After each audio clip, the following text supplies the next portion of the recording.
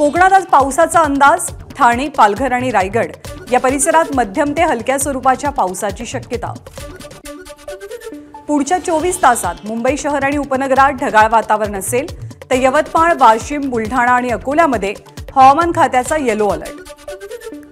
मुंबईत पावसाची 19 जूनपर्यंत विश्रांती। पुढचे 5 दिवस पावसासाठी अनुकूल वातावरण नाही। विदर्भात पावसाचा येलो अलर्ट। पुढचे 3 ते 4 दिवस मुसळधार पावसाचा इशारा। अकोला, बुलढाणा, वाशिम, यवतमाळ या जिल्ह्यांमध्ये जोरदार पावसाची शक्यता। 2 दिवसांपूर्वी पडलेल्या पावसानंतर हिंगोली जिल्ह्यात पेरणीच्या कामांना वेग। हळद आणि सोयाबीनसह कापसाच्या लागवडीचे काम सुरू। 100 मिलीमीटर पाऊस झाल्याशिवाय कुणीही पेरणी करू नका। कृषी केंद्रावर लक्ष ठेवण्यासाठी विविध पथकांची नियुक्ती। हिंगोलीचे कृषी अधीक्षक राजेंद्र कदम यांची माहिती। दमदार पाऊस होऊनही हिंगोलीत पाणी टंचाई कायम। पावसाळा सुरू होऊनही जिल्ह्यात 10 टँकरनं पाणी पुरवठा। जेमतेम तासभर पडलेल्या पावसामुळे जळगावच्या काही भागात पाणीच पाणी। तहसील कार्यालयातही पावसाचं पाणी शिरल्यामुळे कर्मचाऱ्यांची तारांबळ। रत्नागिरीच्या अणुस्कुरा घाटातील वाहतूक 12 तासांपासून ठप्प। दरड कोसळल्यामुळे घाटमार्ग वाहतुकीसाठी बंद। कोकणातनं कोल्हापूर आणि पुण्याला जाणाऱ्या वाहतुकीवरती परिणाम।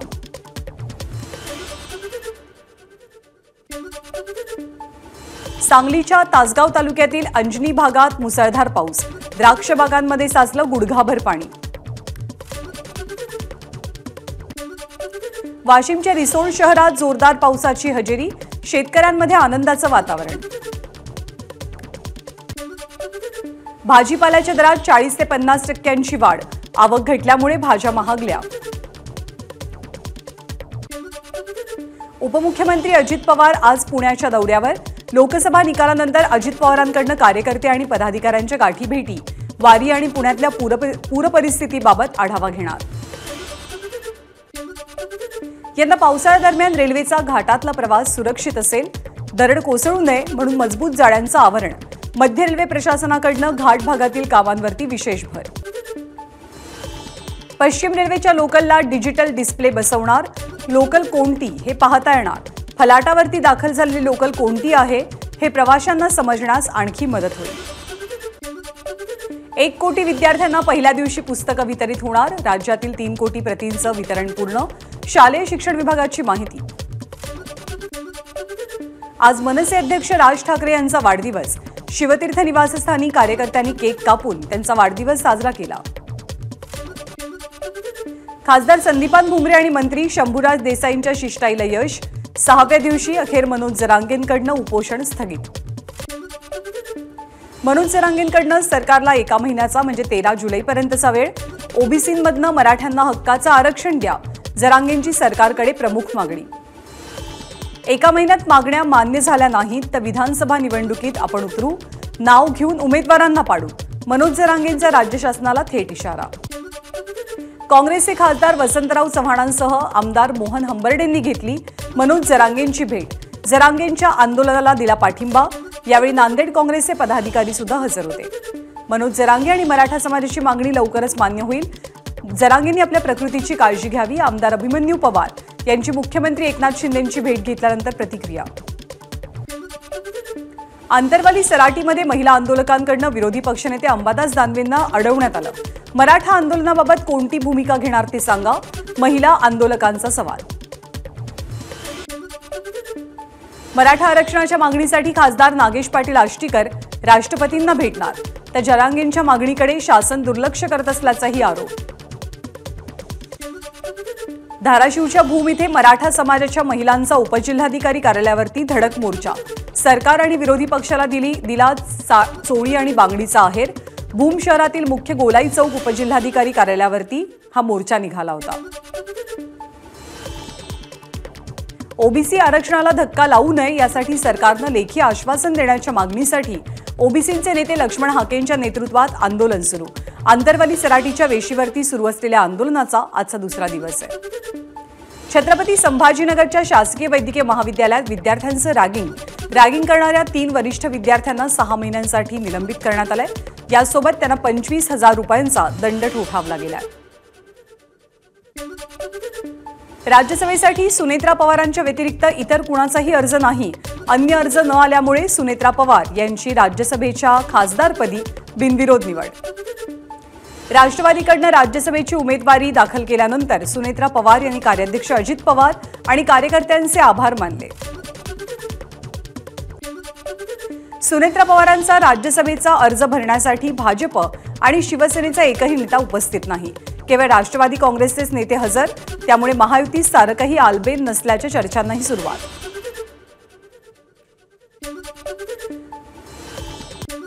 सुनेत्रा पवार यांची राज्यसभेवरती बिनविरोध निवड. राष्ट्रवादीचे आमदार अमोल मिटकरींकडून फटाक्यांच्या आतषबाजीसह पेढे वाटत आनंदोत्सव साजरा.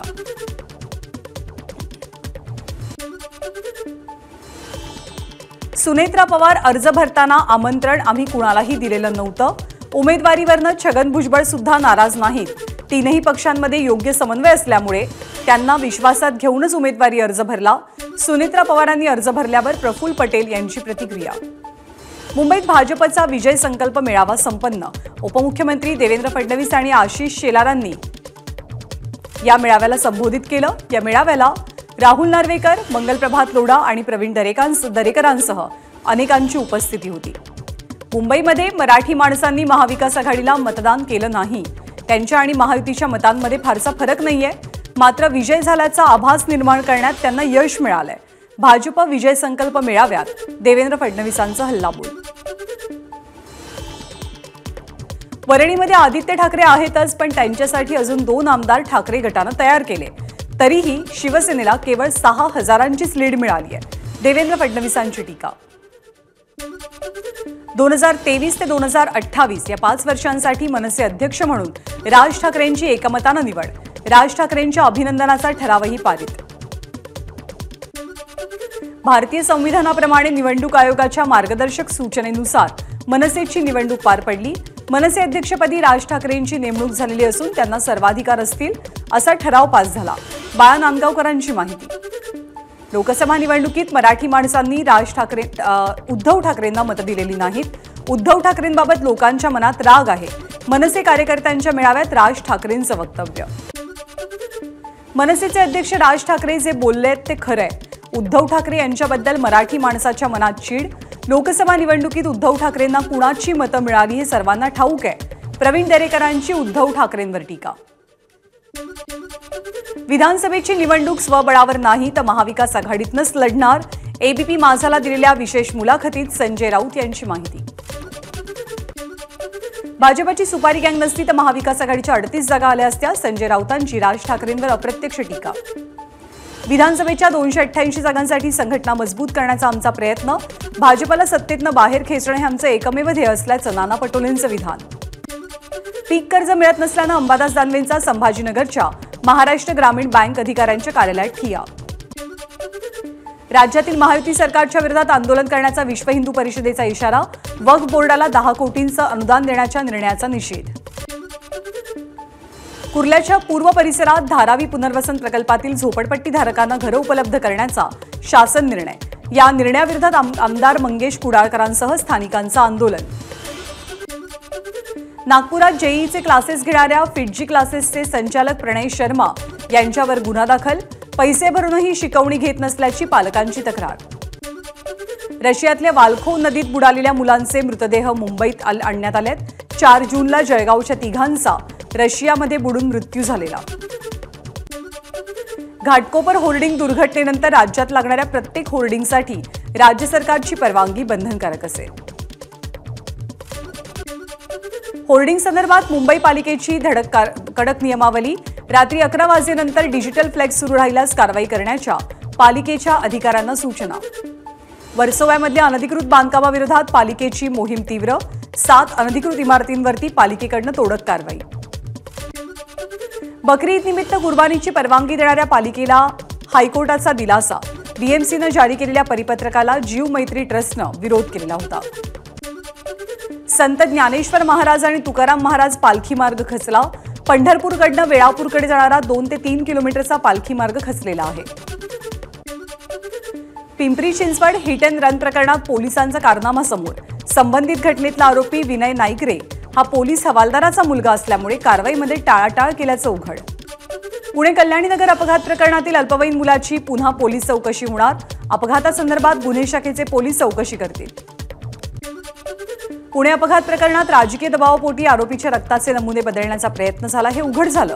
मात्र आता मृतांच्या रिपोर्टमध्ये अल्कोहोल पॉझिटिव्ह यावं यासाठी पूर्ण तयारी झाली असल्याचं अनिल देशमुखांचं ट्विट।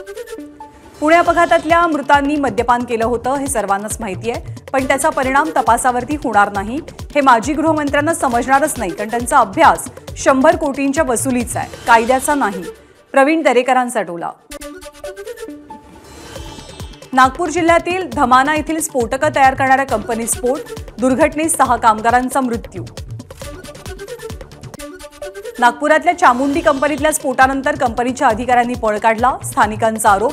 घटनेनंतर कंपनीमध्ये आग विझवण्याची उपकरणं नव्हती आणि वेळेवर अँब्युलन्स मिळाली नसल्याचा जखमींच्या नातेवाईकांचा आरोप। स्फोटानंतर कंपनी व्यवस्थापकांनी घटनास्थळावरून पळ काढला, रामटेकचे खासदार श्यामकुमार बर्वेंचा आरोप। नागपूरच्या चामुंडा कंपनीतल्या स्फोटानंतर घटनास्थळी जात नागपूर पोलीस आयुक्तांकडून पाहणी, उपकरण नसल्यासंदर्भात चौकशी होईल, आयुक्तांची माहिती। पुरुषोत्तम पुट्टेवार यांच्या हत्या प्रकरणातील मुख्य आरोपी अर्चना पुट्टेवार यांना 15 जूनपर्यंत पोलीस कोठडी। पुरुषोत्तम पुट्टेवार हत्या प्रकरणात मोठी माहिती, गडचिरोलीतल्या नेत्यांना अर्चनासोबत हातमिळवणी केल्याची माहिती समोर। पुलगाव इथे दोघांचा नदीत बुडून मृत्यू, सुरेश लाडेकर आणि गणेश चाचणे असं मृत्युमुखी पडलेल्या दोघांची नावं। भंडाऱ्याच्या तुमसरमध्ये उभ्या ट्रकला दुचाकीची धडक, या अपघातात आजोबा आणि नातवाचा मृत्यू। राज्य उत्पादन शुल्क विभागाचा तळोजा इथे कारवाई, 1 कोटी रुपये किमतीच्या गांजासह 1 वाहन हस्तगत।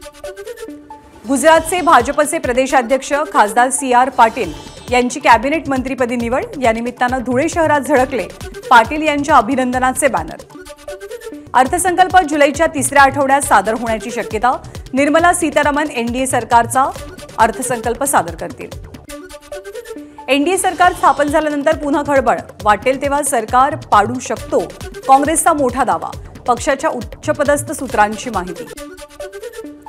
कर्नाटकचे माजी मुख्यमंत्री येडियुरप्पा यांच्यावर अटकेची टांगती तलवार, अल्पवयीन मुलीवरती बलात्कार केल्याप्रकरणी अटक वॉरंट जारी।